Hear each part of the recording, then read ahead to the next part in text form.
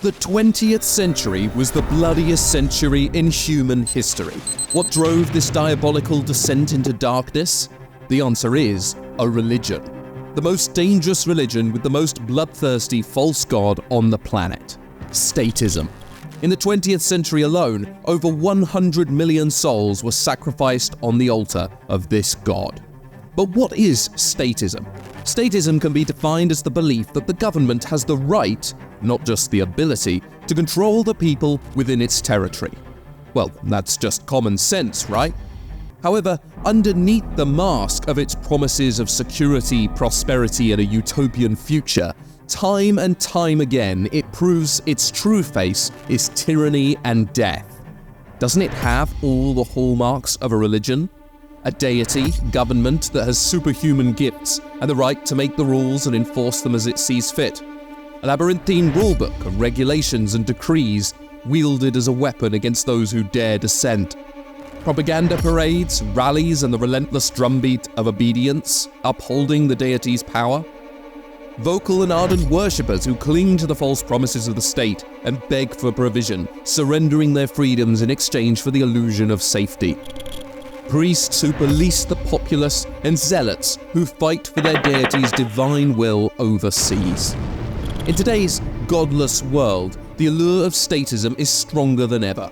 In our previous video, we explored how Satan manipulates governments as the prince of this world. But now we can see it's not just that governments are run by a false god, it's that often they are false gods, demanding worship.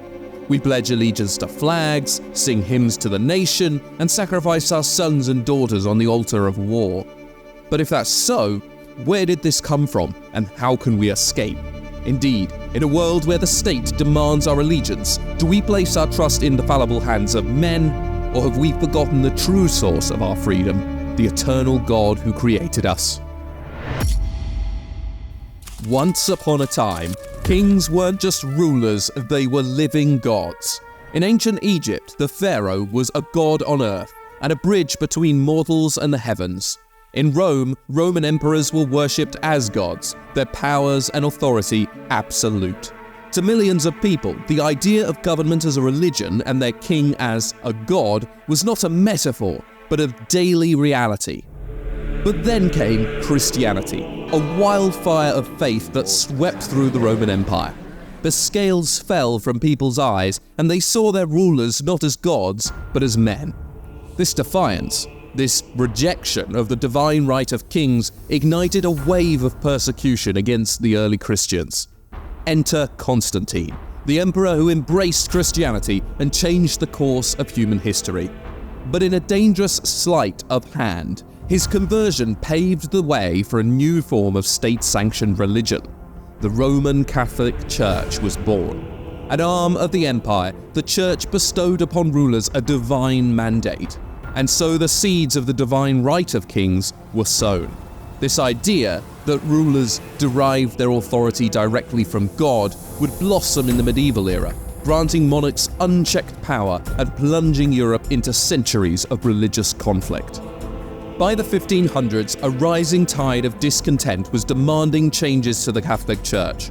Commentators were beginning to notice a spreading rot, corruption and abuses of power brought about by our familiar enemies of greed, lust, and pride. Martin Luther provided the spark that ignited the flame. His 95 Theses, a viral manifesto of protest against corruption, ignited a century of religious wars. The Peace of Westphalia, signed in 1648, brought an end to the bloodshed. But the supposed solution also enshrined a new principle: the sovereignty of the state. Governments had total rights within their borders, and neighbors had no right to interfere. Borders were set and peoples defined. The seeds of nationalism and racism were planted. Kings were free to choose their own religion and, by extension, the religion of their subjects. And so the modern nation-state was born, and with it a dangerous precedent: the government's right to dictate even matters of faith and morality. Fast forward to the 17th and 18th centuries, and the Enlightenment, a whirlwind of intellectual discussion, was sweeping across Europe. Science and philosophy flourished, challenging traditional beliefs and questioning the divine right of kings. Thinkers like Voltaire and Rousseau advocated for individual liberty and secular governance, separating the church from the state. It was believed that this would free humanity from the yoke of religion, but it turns out that, knowingly or not, states had other plans. In today's secular world, the separation of church and state has become a sacred cow. At the same time, the state itself has rushed to fill the spiritual vacuum as the church's powers have waned. Governments, unconstrained by religious morality, have amassed unprecedented power, their reach extending into every corner of our lives. The result? A new form of idolatry, where the state becomes the ultimate authority. It's become the provider of all our needs. In an era of post-truth, it has become the arbiter of truth. It's become our defender and dictates even social cohesion and national values. It's a seductive illusion in a godless world, promising security and progress with its very real, very physical powers. But its true nature is revealed in the blood-soaked pages of history. From ancient empires to modern dictatorships, the worship of the state has fueled countless atrocities. Arbiters of their own reality, without the belief in and accountability to a higher power, governments are free to indulge in the worst excesses of human nature: greed, lust, and an insatiable thirst for control. This is the dark heart of statism, the most dangerous religion of all time. It's a faith that has driven humanity to the brink of destruction time and time again. But what's the evidence that for the atheists, agnostics, and unwitting theists of today, the state has become an idol? The parallels between state worship and traditional religion are chillingly clear. The modern state, with its sprawling bureaucracy and vast reach, has taken on the trappings of a deity, demanding unwavering loyalty and obedience. Its insatiable appetite for control mirrors the invasive practices of the pre-Reformation Church, reaching into the lives of citizens through surveillance and internet censorship. The divine right of kings may be a relic of the past, but the belief in the state's inherent authority lingers on. Today, in our age of misinformation and malcontent, the government positions itself as the ultimate arbiter of truth, echoing the role once held by religious institutions. Like any religion, it has its holy books, the sprawling legal code. This labyrinth of regulations and decrees controls every aspect of our lives, and is wielded even as a weapon against those who dare dissent. The complexity of the law fosters dependence, crushes small businesses, and favors crony corporate giants, mimicking the divine blessings and curses of old. Still, flag-waving parades, solemn oaths, and pompous rituals craft an aura of awe and reverence around the state. These displays of loyalty, coupled with relentless propaganda, shape public opinion and forge cults of personality around leaders and institutions. The individual, once blessed with divine uniqueness, is swallowed by the faceless collective, their identity sacrificed on the altar of conformity. The aim of extending the arm of the state to extend its influence. One of the greatest examples of both its overreach and its godlike powers is that of the welfare state, with its promises of security and provision. Citizens become supplicants, looking to the government for their every need. Fostering childlike naivety and programmed ignorance through controlled curriculums and controlled conversation stifles not just human potential, but human spirit. Unfortunately, within every religious system, there are also those who take their devotion to the extreme. Soldiers and police, often well-intentioned, become the enforcers, carrying out the state's vision of utopia no matter the violence, logic, or cost. The allure of the state as a false god is powerful. Its promises are seductive. But when we place trust in our human institutions, when we elevate the state to the status of a deity, we pave the way for tyranny and despair. After all, without these centralized authorities with the right to carry out violence, how would religions have meted out most of their violence? How would class wars or civil wars or colonial wars or wars of imperialism have been waged? How would unjust tyrants be able to rise to such heights and command such great influence?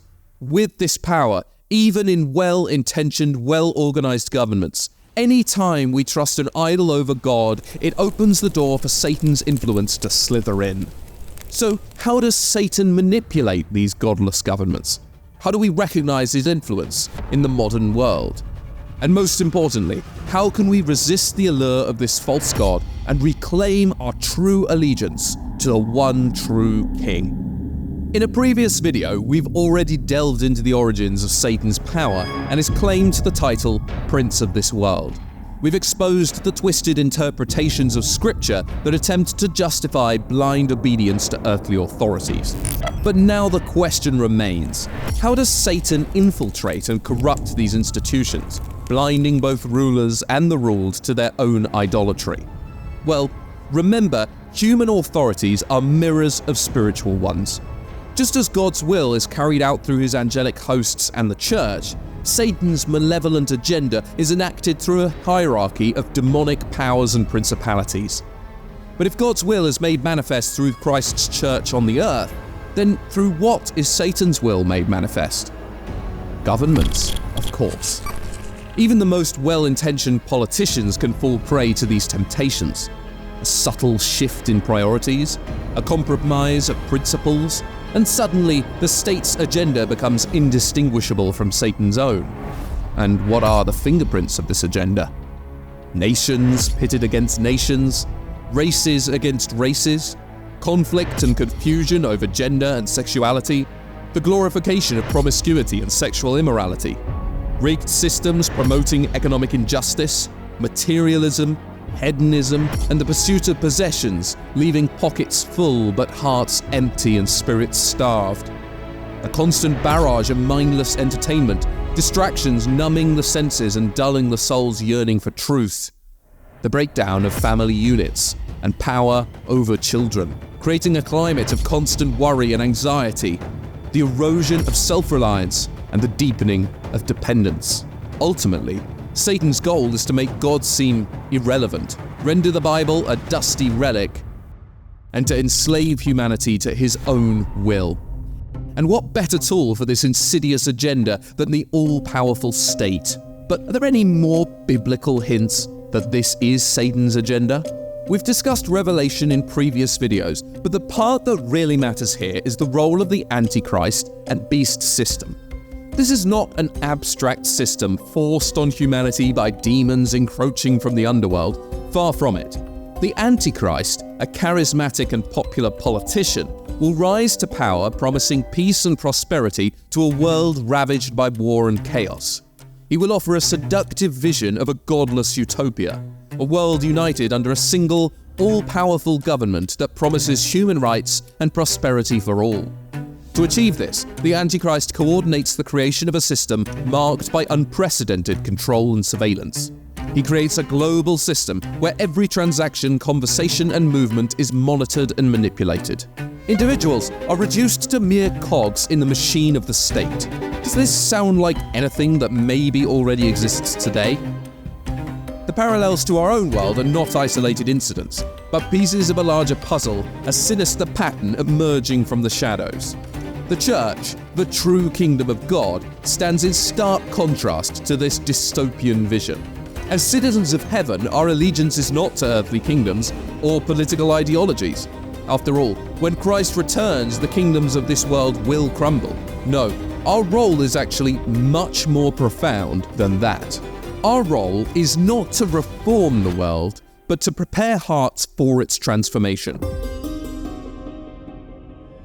When Christ returns, he will merge heaven and earth into a glorious reality where he reigns supreme. Until then, we, the church, are called to be a living testament to his love. We are the adopted children of God, a family bound not by blood but by the Spirit. We offer a blueprint for true community that earthly kingdoms cannot control. But what does that mean for our lives? This means living out the radical values of God's kingdom. Love that transcends boundaries, compassion that heals wounds, justice that upholds the oppressed, and truth that shatters the lies of the serpent. It means resisting the siren song of worldly temptations, standing firm in our faith even when the storms rage around us. The endgame isn't about political maneuvering or social reform. It's about preparing our hearts for the coming King and living as citizens of heaven in a world that desperately needs his light.